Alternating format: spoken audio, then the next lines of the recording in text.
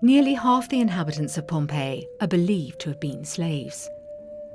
They were generally freed at around 30 years of age, and many of them went on to start up businesses as tradesmen or shopkeepers. Here in the Macellum, slaves would have purchased from slaves, some taking care of their owners' households, others selling the fruits of their own labour. This largest market in the city mainly dealt in meat and fish, as shown by the many bones found in excavations.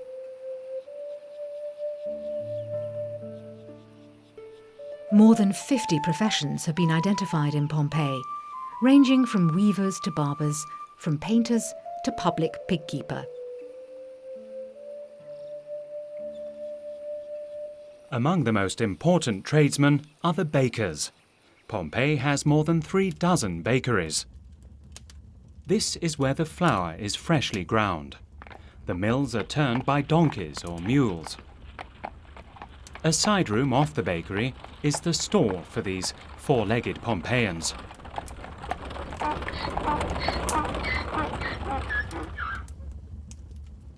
The heart of the bakery is the oven.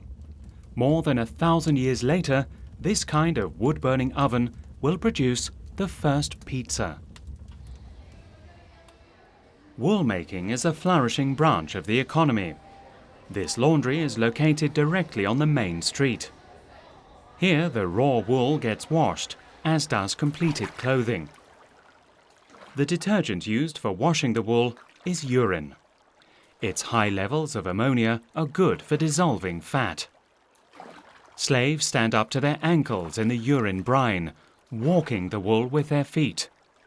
That is followed by several rinses until the fabrics can be hung out on the roof to dry. The laundry belongs to a certain Stephanos. On the facade, he is advertising himself for the upcoming elections.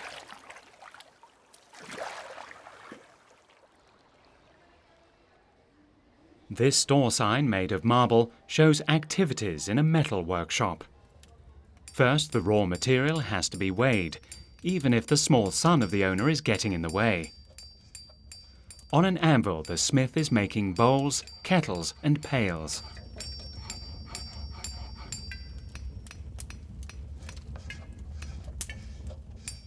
They wouldn't sell without some adornment. That's being taken care of by a talented artisan. This workshop also has a dog. He enjoys an overview of the workshop from a ledge on the wall. On a shelf above the dog, the completed wares are on offer. A similar shelf was found in this wine store in Herculaneum. It was preserved, along with a large part of the shop's contents.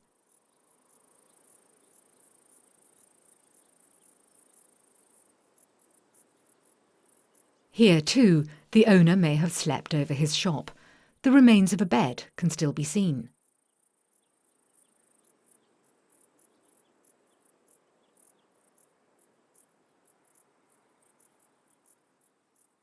Herculaneum, the small town neighbouring Pompeii, is located directly on the sea.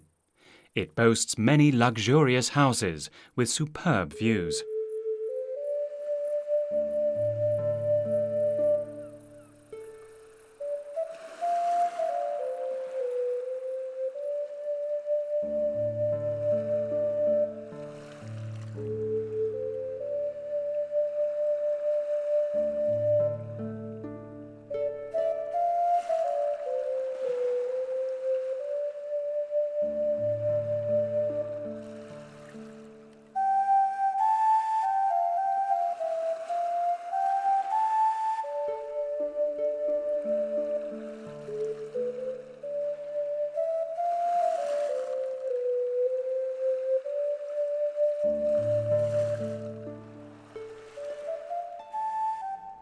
On the outskirts of Herculaneum are some of the most sumptuous estates of the Roman world, including the giant palace built by Julius Caesar's father-in-law, Calpurnius Caesoninus Piso.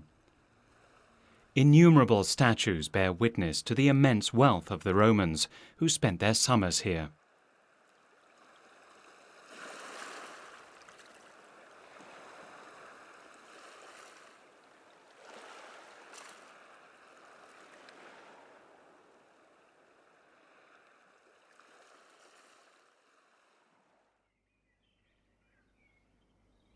Herculaneum was also destroyed by the eruption in the year 79.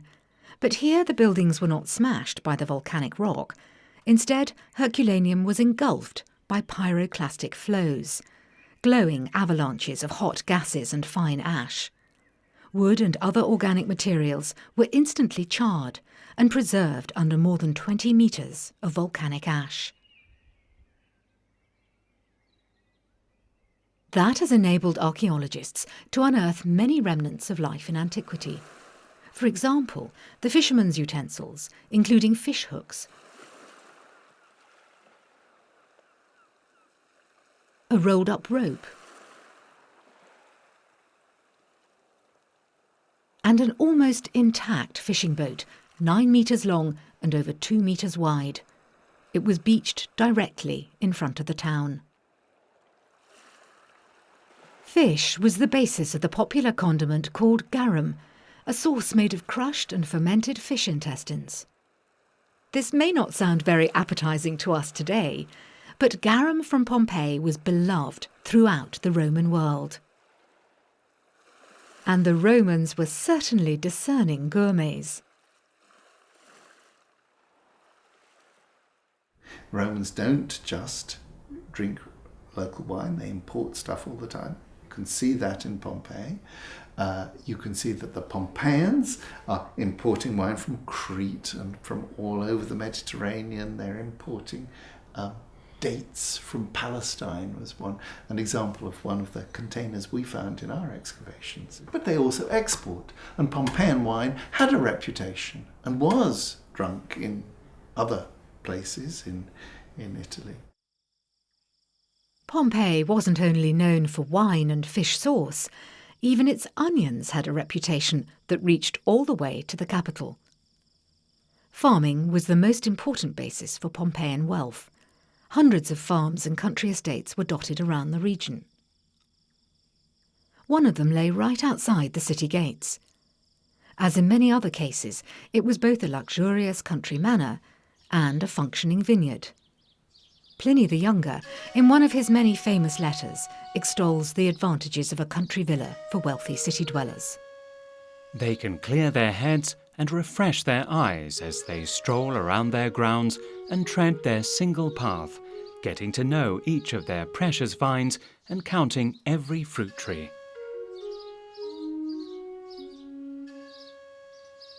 Back to nature, a counterbalance to the hustle and bustle of life in Rome, and a profitable business in its own right. In one tract of the house is the wine press, used to extract the last drop of juice from the crushed grapes. It flows directly into the next room, to be stored in giant amphorae. Wooden barrels are only used by winemakers in Gaul.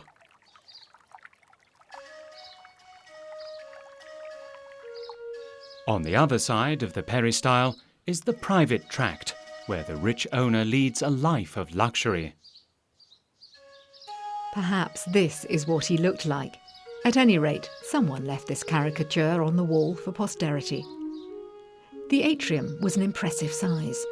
Wooden doors shut it off from the interior courtyard. The windows had wooden shutters too. The tablinum is decorated with exquisite paintings. The owner was clearly a fan of Egyptian design.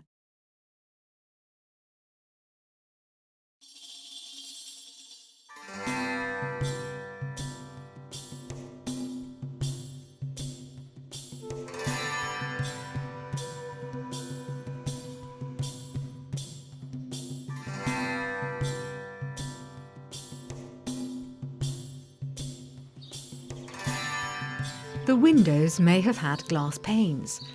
That was not unusual in the homes of the wealthy. Pliny, for example, lovingly described his own villa.